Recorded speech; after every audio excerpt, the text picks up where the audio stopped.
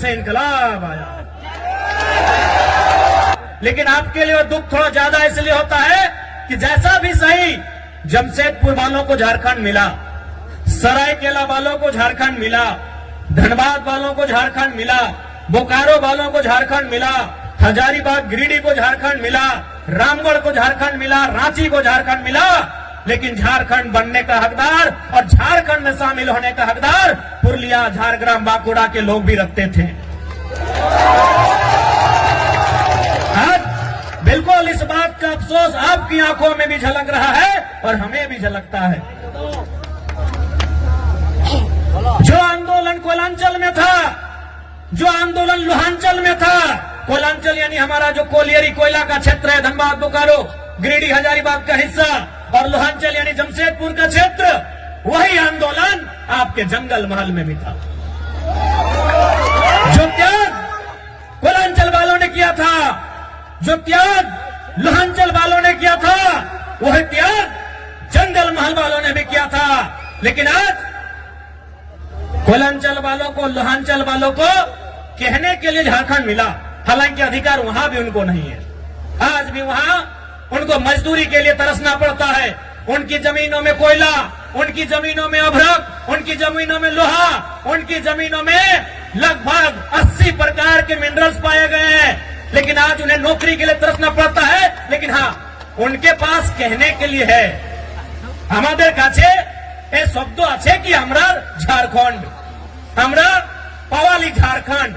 लेकिन आपके पास वह भी कहने को नहीं है कि हमारे पूर्वजों ने, हमारे बाप दादा ने जो आंदोलन किया था, जो संघर्ष किया था, उसके बदले आप उस झारखंड का हिस्सा नहीं बन पाए। तो कहीं ना कहीं इसमें भी साजिश है, साजिश है, बहुत बड़ी साजिश है।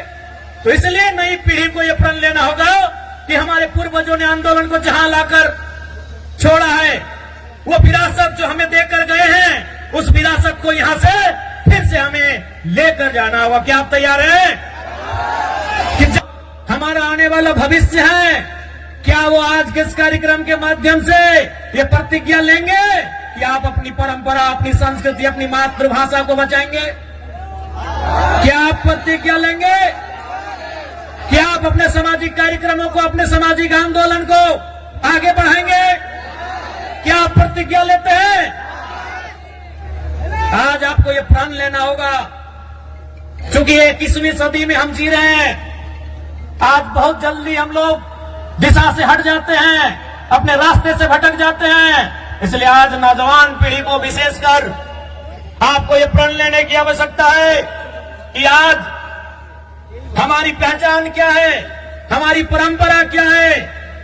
उस पहचान को, उस परंपरा को, उस भाषा, उस संस्कृति की विरासत को, उसे सुरक्षित रखना है। आज हमें यह प्रण लेना होगा। तो याद करके बताइएगा कि आपने कौवा को भी देखा है। आपने की बोले कौवा के बोलते बारी ना, क्या आपने कभी कौवा के गले में या पांव में बेड़ी देखा है? क्या उसे कभी पिंजरे में देखा है? क्या उसे कभी किसी रस्सी में या किसी भी प्रकार से बंधन में देखा है? नहीं देखा है। आपने क्यों कौवा के बंधन में देखे छी ना? क्यों नहीं देखा है? तो कौवा भले काला होता है, देखने में भले आपको बुरा लगे, देखने में बदसूरत लगे, लेकिन जो वो काव काव काव काव चिल्लाता है, काव काव जो करता है ना, उसकी मातृभाषा है। और जो मातृभाषा बोलते हैं, मातृभाषा यानी हमारी मातृभाषा, हमारी परंपरा, हमारी संस्कृति, जो मातृभाषा बोलते हैं, वो कभी गुलाम नहीं होते, उन्हें कभी कोई गुलाम नहीं बनाता। आपने सुगा क्यों देखे थी? आपने सुगा ही बोली ना। सुगा, तोता, पैरट देखने में बड़ा सुंदर होता है, पंख भी सुंदर होता है, चोंच भी सुंदर होता है और आवाज भी सुंदर होता है। लेकिन आपने क्या देखा होगा कि लोग उसे पकड़ते हैं, पहले उसके की बोले गनखा काना, सबसे पहले उसको तोड़ देते हैं। पांव में भी जरूरत पड़े तो वो तो उसका तोड़ देते हैं और उसको भर के कहां रखते हैं? लोहे के पिंजरे में। भले उसको खाने के लिए चना दे, मूंगफली दे, लेकिन उसको गुलाम बना के रखता है कि नहीं?